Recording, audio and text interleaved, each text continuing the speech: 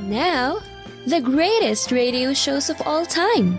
Suspense. The Shadow Node. Washington calling David Harding, counter-spy. Classic radio theater. The Great Gildersleeve. Fibber McGee and Molly. Dragnet. Gunsmoke. The Lone Ranger. Now, step back into a time machine with your host, Wyatt Cox. Good evening, friends of the Inner Sanctum.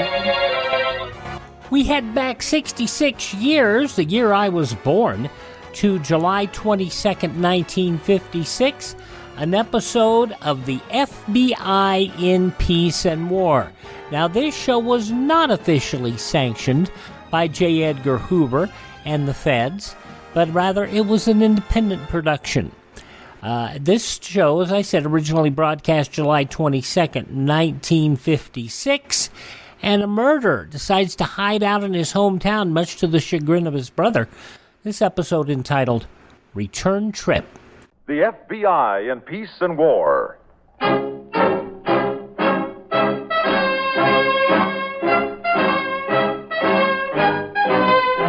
Another great story based on Frederick L. Collins' copyrighted book, The FBI in Peace and War. Drama, thrills, action. Tonight's transcribed story, Return Trip.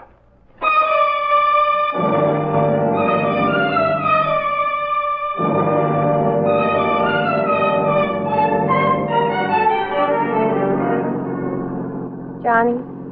Yes, sir. I wonder what you think of me. I think you're just fine. I mean, picking you up at the roadhouse that way, and asking you to take me for a ride. Well, what's wrong with it? Well, they say nice girls don't do things like that. Well, you're nice enough for me. You mean that, Johnny? Mm-hmm. You're okay. I'm going to tell you something, Johnny. I work at that roadhouse. So? Well, what I'm trying to say is it's my job to steer customers to the bar and keep them drinking. I get a percentage. Well, look, everybody has to make a living. You're awful nice about it. You told me the truth. That's more than most people do.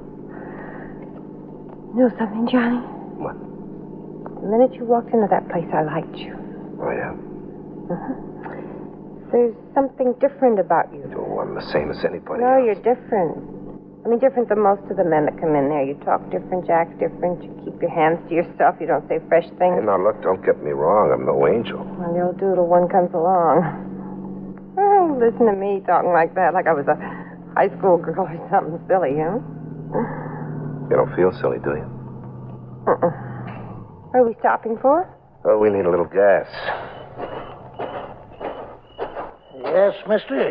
Fill it up, huh? Sure, mister.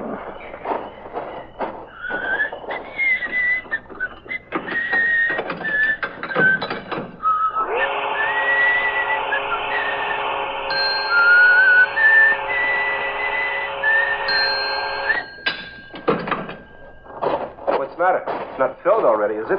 Well, it's, this confounded pump. We've been having trouble with it all day. Something wrong with the switch in the office. I gotta keep adjusting it. I'll be with you in a minute.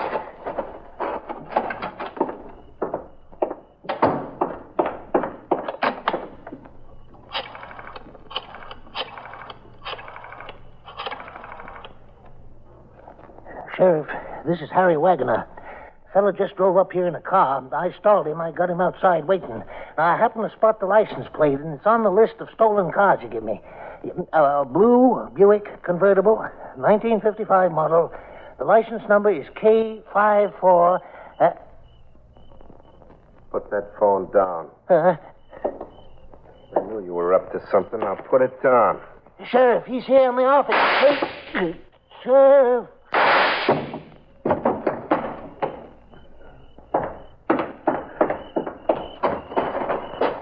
Shut up. I saw what happened. You killed him. Why? Shut up. I said shut up, or you'll get the same thing.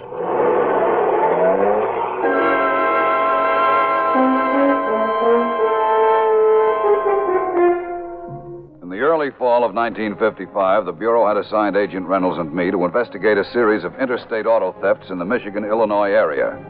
The going was difficult for us.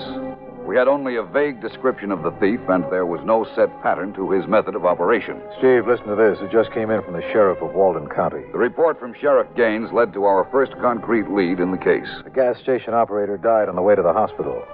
Ann Radin, the girl in the stolen car, was found in a ditch 20 miles from the gas station, beaten and hysterical. Agent Reynolds and I interviewed Ann Radin at the hospital as soon as she was well enough to talk. I thought he was different than any other man I ever met. What a chump I was. Thought I knew all about men. He taught me things I never knew. You said he was about 6 feet tall, blue eyes, blonde, even features. He was good looking, all right. Could he talk smooth? Now, about the beating he gave you. Made a mess of me, didn't he? The doctor said you'd be all right. Yeah, sure, but how long will it take? I gotta make a living. All I got is my face. It's not much, but it's all I got. He beat you to keep you quiet. So I wouldn't talk, he said. But I'm talking all right, aren't I? After he got through, he took your money. Money's bad enough, but he took the ring, too. Ring? Well, a long time ago, there was a nice guy, a really nice guy. Johnny reminded me of him. I guess that's why I took to him so fast. Well, this nice guy and I, we were engaged, and he gave me the ring. We were going to get married when he came back from Korea. He never came back. Miss Radin, we'd like a description of the ring. It had our initials engraved on the inside. His initials? LB. And the type of stone? It was a real diamond. No imitation, genuine blue-white. But that's not why I'll miss it. You understand?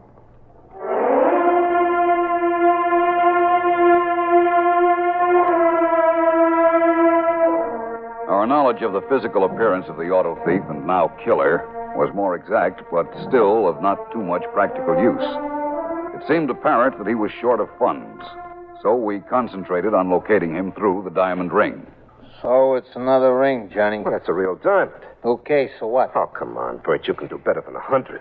125 because you're a friend. Any hock shop will give me 200. So why don't you take it to a hock shop yourself? Well, I would. Only I'm in a hurry. I can't wait till tomorrow morning. What's the big hurry, Johnny? Well, I gotta get home. Family business? Yeah. From all you told me, you and that big shot brother of yours are on the outs. Look, make it 150. Will you, Bert? You're going home because you're in a jam. All right. Because you figure that's the best place to hide, that hometown of yours. All right, if it makes you any happier to know it. Now, what do you say, 150? 125, Johnny. Leave it or take it and you're on your way home.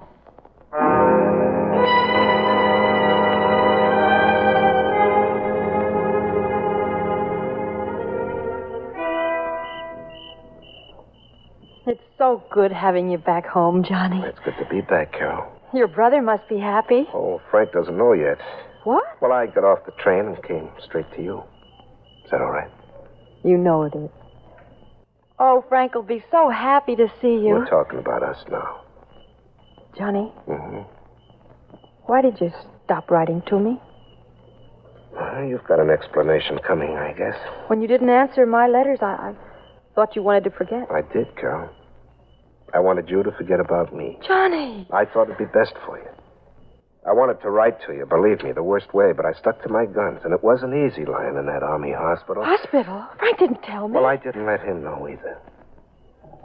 We were on maneuvers in Japan. A shell went off right near where I was standing. They patched me up over there and then shipped me back to the States. The army doctors figured I'd never walk again. Oh, Johnny, if you'd let me know. Well, it turned out those army sawbones were all wrong. I'm okay now, as good as ever.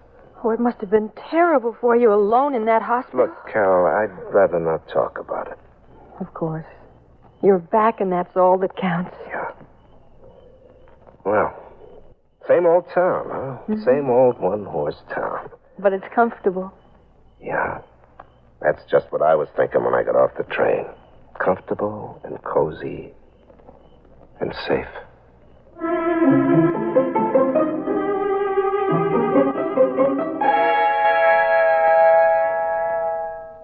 Well, Frank, I'm back home. Yes, you're back. What kind of a reception is that? I didn't expect you to hang out the flags or hire a band. How long you staying? What? When are you planning to leave, Johnny? Leave? I just got here, Frank. Well, you make it sound like you want to get rid of me fast. I do. Well, I'm sorry you came back.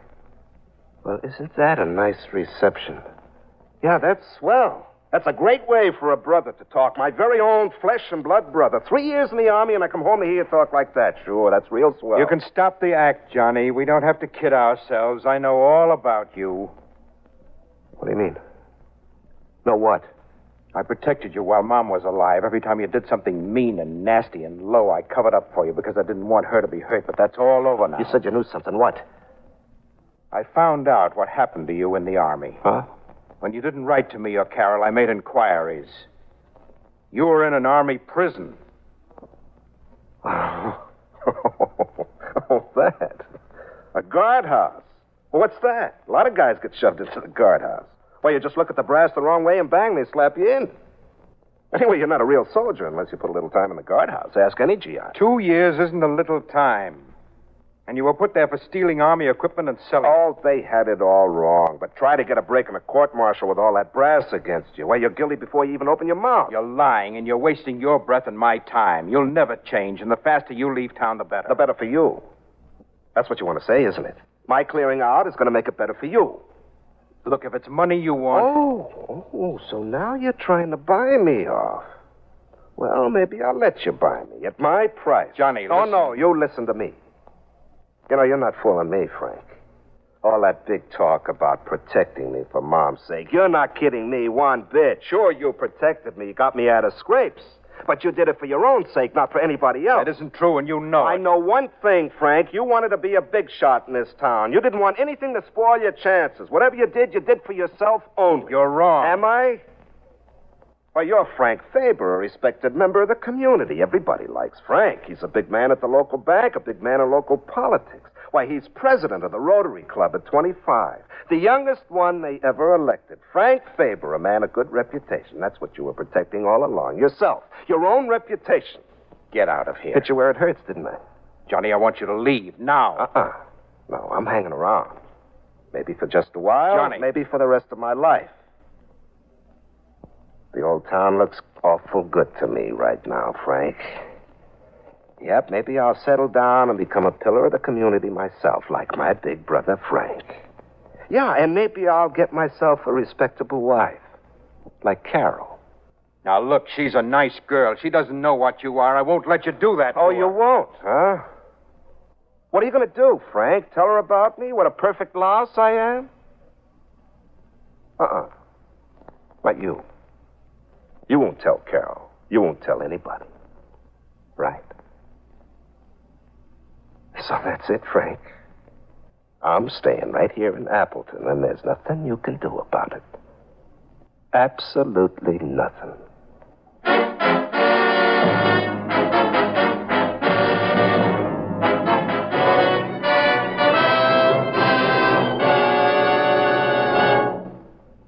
Back to Return Trip in just a moment. From July 22nd, 1956, FBI in Peace and War here on Classic Radio Theater with Wyatt Cox will continue following these very important messages. This is your FBI, what was considered the official broadcast of the Federal Bureau of Investigation, ran from 1945 until 1953, whereas the FBI in Peace and War, the series we're hearing today, ran from 1944 until 1948.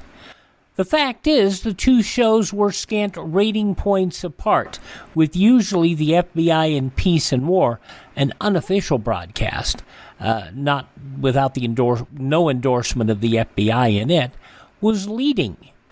Now, the fact that it was a scant lead was quite telling for one reason, because the FBI in Peace and War ran on the mighty CBS, and This Is Your FBI ran on the much smaller American Broadcasting Company, ABC. At the time, fewer affiliates, much lower power. Now back to more of the FBI in Peace and War. July 22nd, 1956, The Return Trip.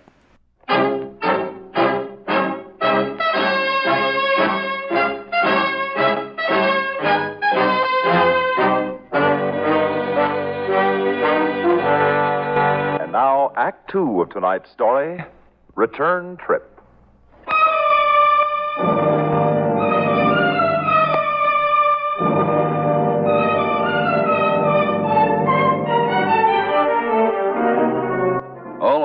facilities of the Bureau and those of local law enforcement agencies were pressed into use in our efforts to trace the diamond ring which the killer had stolen from Ann Raiden. Agent Reynolds and I set up field headquarters at the Chicago office. On the 15th of September, just 2 weeks after the murder, we received a promising report from the Detroit police. The ring was located in a Detroit pawn shop, Steve. Here's a rundown on the man who pawned it. The man's name was Bert Hauser. It was obvious from the description supplied us that Hauser was not the suspect. However, we requested the local police to keep Hauser under surveillance until we arrived there for questioning. In the meanwhile, of course unknown to us at the time, the murderer was in a nearby state, enjoying the comforts of home. I'll be by there to pick you up at 8. Fine, Carol. I'll be waiting. I'll see you later, honey. Hello, Frank. Where are your manners? I said hello. You're staying here against my wishes. I can't make you leave, but that doesn't mean I have to talk to you. One big, happy family. Oh, by the way, Frank, I'm running short again. I could use some more money. How much this time? Look, you're getting off cheap. How much? Well, 50 will do. Like you said, Carol's a nice girl, so I've got to take her out in real nice style. 50 will cover it this time.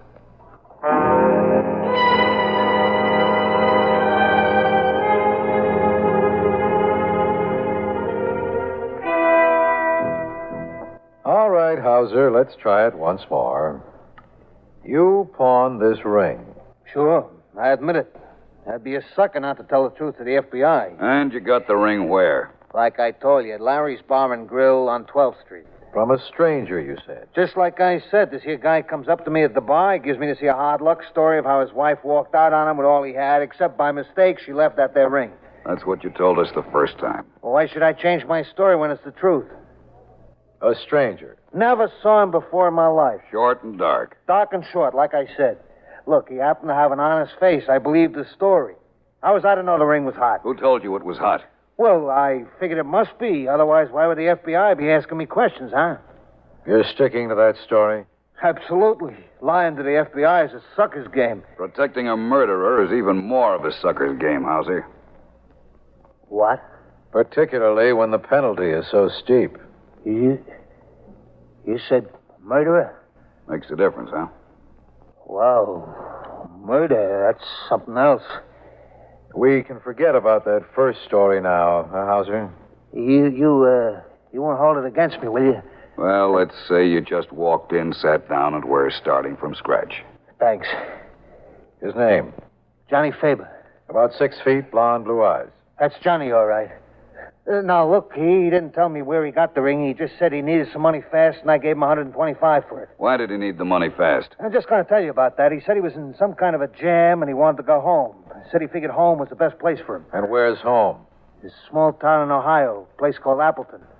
He's got a brother there who's a big shot. Anything else, Hauser? That's all I know, so help me. Like I said, Johnny was going home so he could play it safe.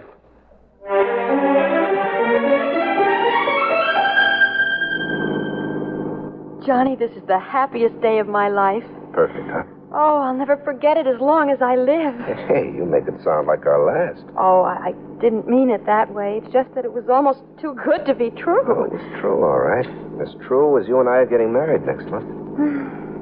Johnny, did you really like the house? Whatever you want, Carol, I'm for it 100%. I love you so much. Why not? I'm absolutely the best husband material in the county. When are you going to tell your father and mother? Well, I hinted at it last night. Okay. Well, you know how my father feels about you and your brother. Yeah. Yeah, being Frank Faber's brother will get you anything in this town. Oh, he's a wonderful man. Oh, sure. Highly regarded by one and all. There's nothing to be ashamed of, Johnny, being Frank's brother. I didn't say it was. I just want to stand on my own 2 feet and be liked because I'm me. Be important because I'm Johnny Faber, not because I'm Frank's brother. You'll do fine, Johnny. In time, you'll be just as important around here as Frank. You bet I will. Well, I'll be back to pick you up at 8, right? Uh-huh. Johnny? Yeah. Have you told Frank about us? I was planning on telling him tonight. Oh, I hope he's pleased. Well, why shouldn't he be? He thinks you're the nicest girl in Appleton. As a matter of fact, he thinks you're even too nice for me.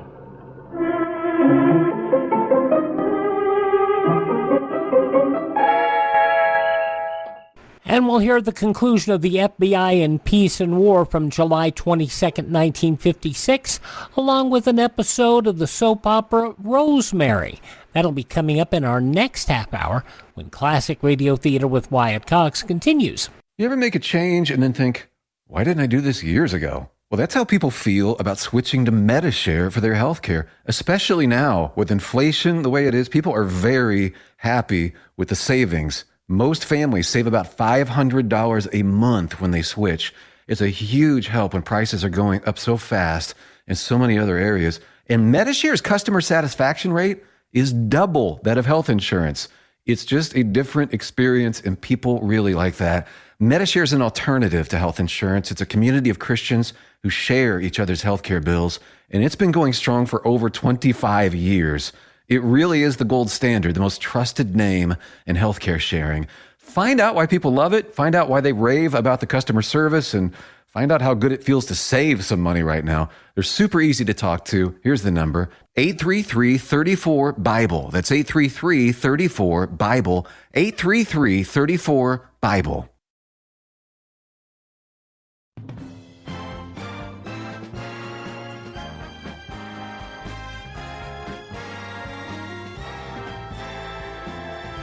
Thanks for tuning in to Classic Radio Theater with Wyatt Cox. And now, from 66 years ago, July 22nd, 1956, the conclusion of the FBI in Peace and War and the return trip.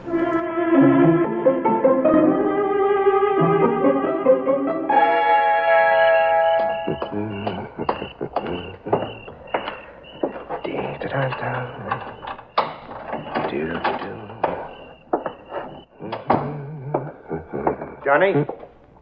Well, home kind of early, aren't you? I want to talk to you. Oh, now, don't tell me you're going soft and brotherly. This is something very important to both of It'll us. keep not till after the news I got for you. You can wish me luck, Frank. Carol and I are getting married. And, oh, yes, I expect a nice wedding gift from you. You know, something real nice. Johnny, you're diseased. What? Diseased. Sick. Who, me? What are you talking about? I never felt better in my life. I'm getting married. Didn't you hear me? I feel great. You're sick and incurable. Now, look. I'll tell you something. I was ashamed to have the thought going around in my mind, but I couldn't help it, and I had to be honest with myself. What thought? What are you talking about? The night you left here for the Army, I prayed that you wouldn't come back. Ever. I guess it was a terrible thing for a brother to wish, but that's what I prayed for. It's too bad you're disappointed. But I'm going to be around here for a long time. I've got big plans. And my big shot brother is going to help them all come true, whether he likes it or not. I imagined you were capable of anything but that. Murder. What? My own brother, a killer. How do you know? Who told you? Killing, shooting a man down in cold blood. How did you find out? Who told you? They're outside waiting for you. What? Agents of the FBI. FBI? They've come for you, Johnny. Those men across the street, that's who they are, FBI. You told them I'd be back. Yes. You didn't even try to warn me. You didn't even try to help. I'm helping you now, Johnny. I told them you'd give yourself up. Oh, you did, huh? Without a struggle. If they'd give you a chance, I told them you'd walk out of here and give yourself up. Well, you couldn't be more wrong. They're not taking me. Now, Johnny, listen. I'm getting out of this. Listen, please, just this once. They've arranged to give you 5 minutes to walk out. Well, you know what they can do with those 5 minutes? Not a chance, huh? Well, I'll show them and you. I'll get out if I have to shoot my way out. I'll make it my own. The gun isn't in your room anymore. What? I have it right here. After I talked to them, I looked in your room and I found this in the closet. Give me that gun. No, Johnny, for once in your life, you're doing the right thing. Give it to me. Stay where you are. Frank. Stop, Johnny. If you come any closer... Come on, hand it over. Johnny, please, please don't come any nearer. Come on. Johnny, please, now don't make me fire, please. Fire? Fire? You haven't got the guts. Johnny, don't make me, please, don't make... No guts. What? Frank. Oh, Johnny, I had to. Believe me, for your own good. I had to do it.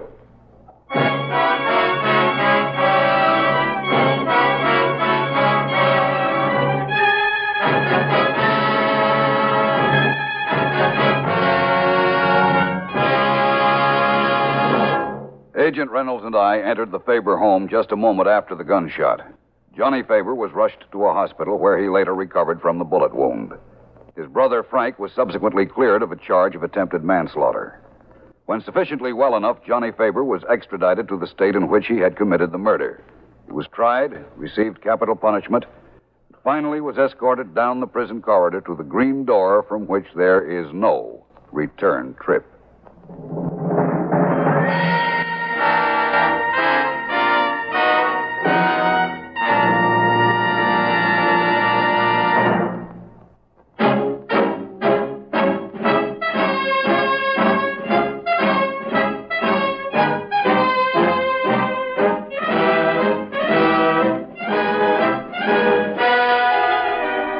In tonight's transcribed story, Larry Haynes played the part of Johnny Faber. Eric Dressler was Frank Faber.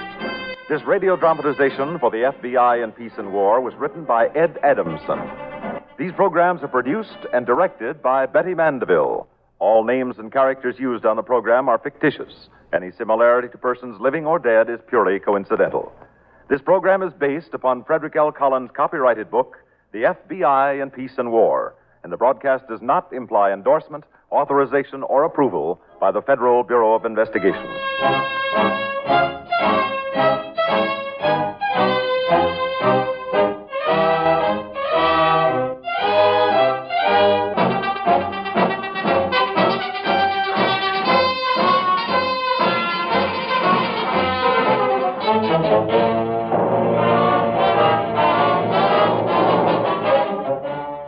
July 22nd, 1956, the FBI in Peace and War here on Classic Radio Theater with Wyatt Cox.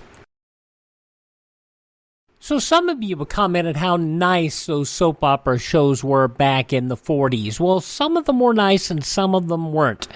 You're going to hear one of those that's more like today's soaps.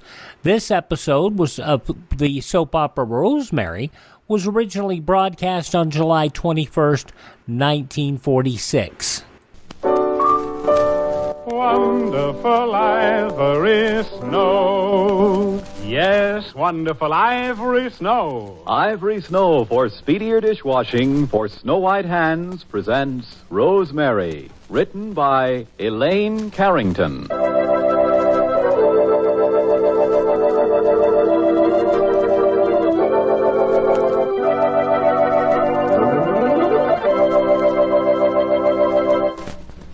Before our show today, I want to talk to you about saving used kitchen fat.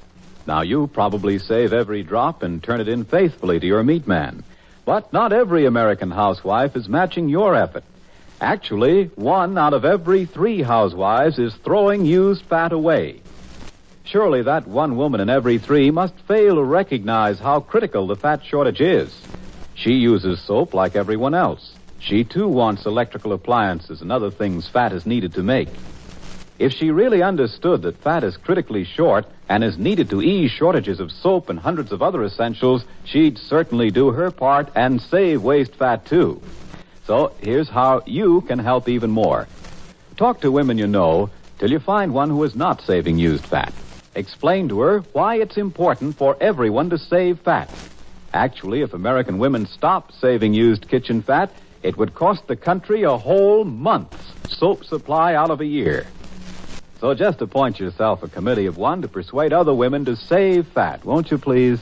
You've done a grand job in saving used fat. Help us get more by persuading a friend to join in the good work. And be sure to tell your friend to save used fat in tin only. And that her meat man will give her 4 cents for each pound. Now, Ivory Snow brings you Rosemary.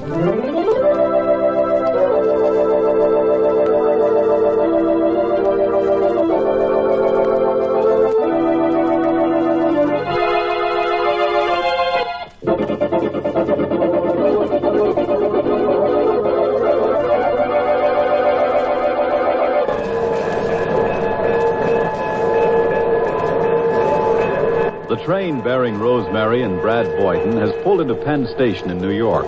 And Brad, glad to have had this opportunity to see her again and talk to her, is carrying her suitcase as they step off the train.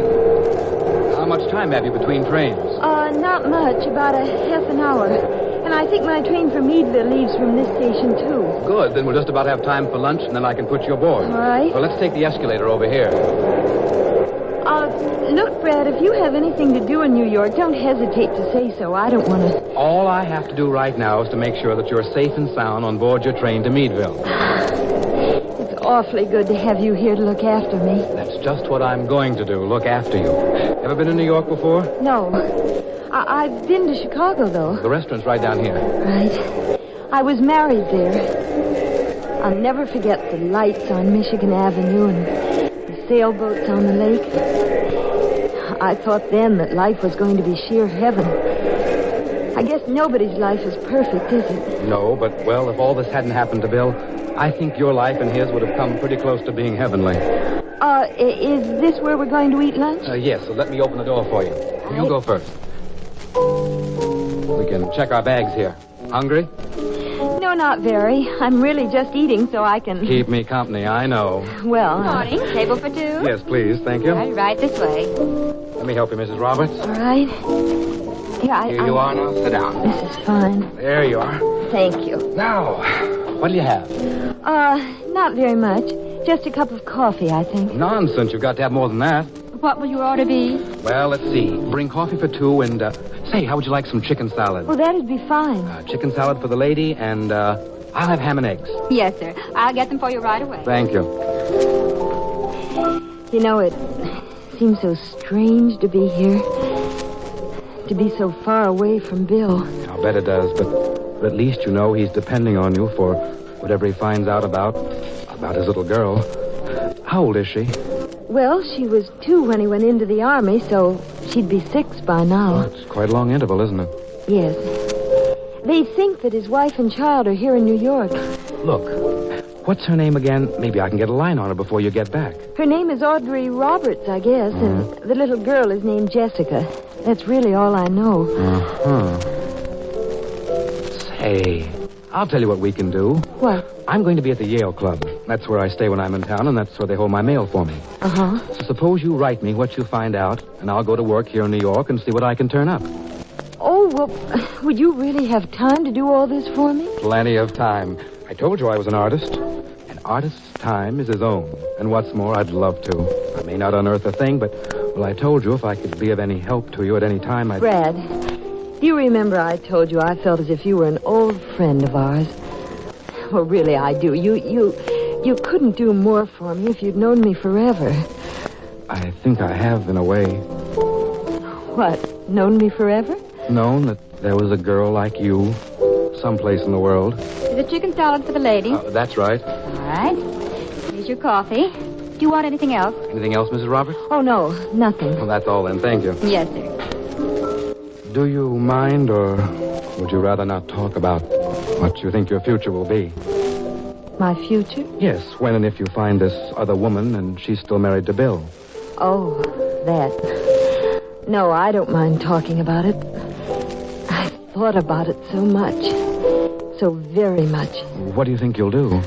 Well, I'll do whatever is easiest for Bill. You see, all I'm concerned about is him. About getting him straightened out and easing his mind. What about you? Me? Oh, I can take whatever comes if Bill is straightened out.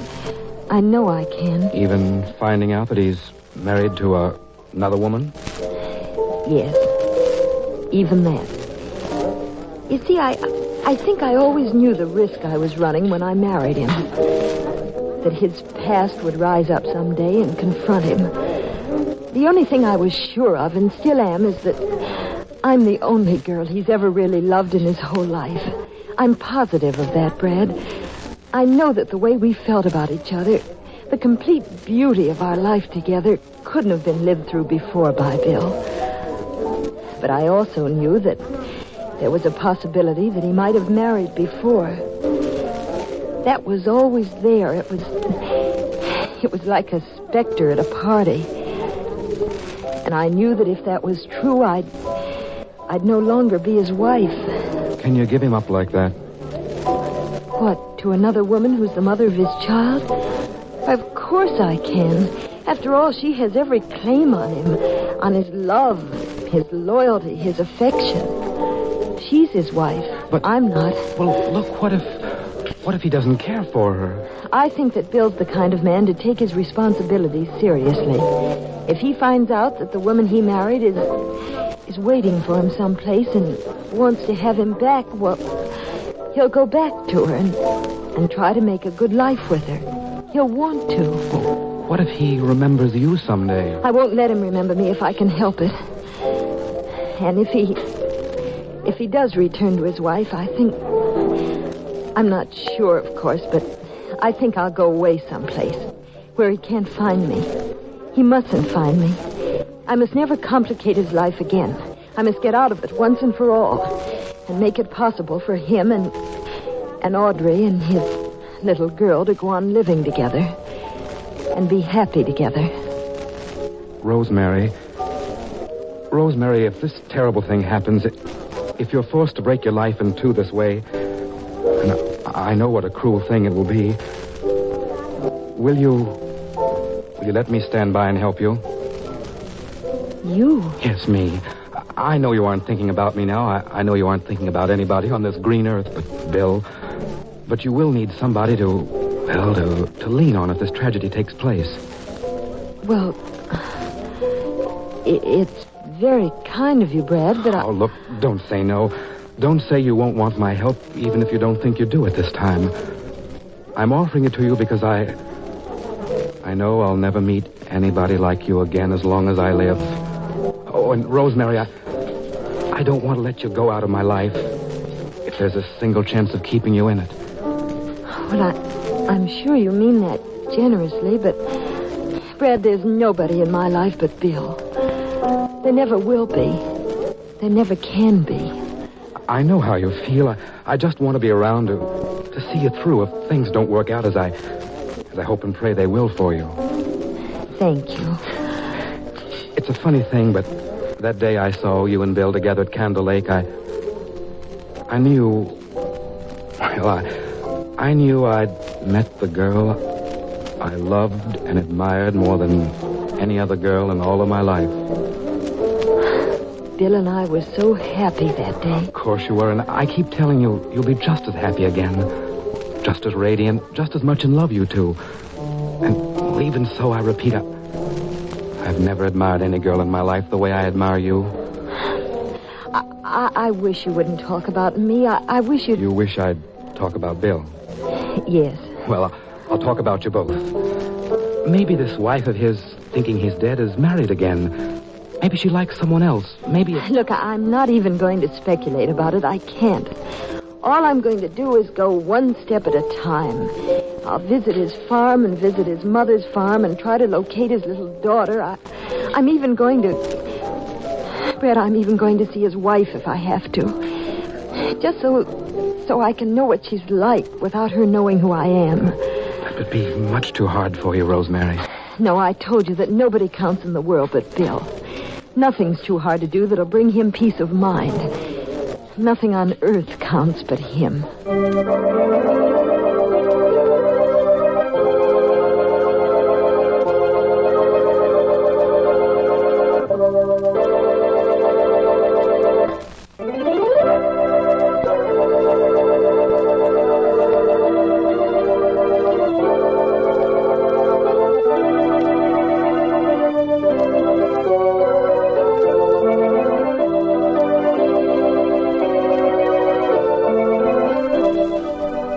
Rosemary has only half heard Brad Boyden telling her of his admiration for her. Only half listened. All she is thinking of is Bill, who she loves with all her heart and soul.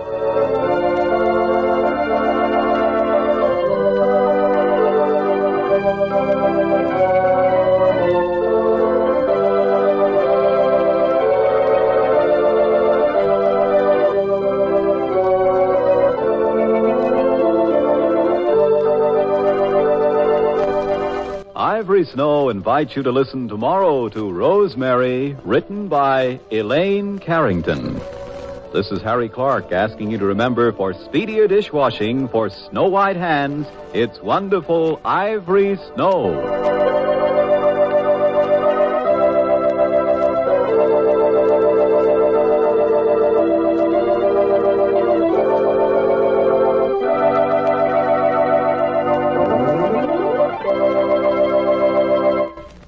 Our government still cautions use soap wisely. Remember, it will take time to get our nation's soap supply back to normal. Yeah, many of the ingredients that were used in soap were used in war materials. And because of that, soap, and particularly fats on the home front, were not readily available.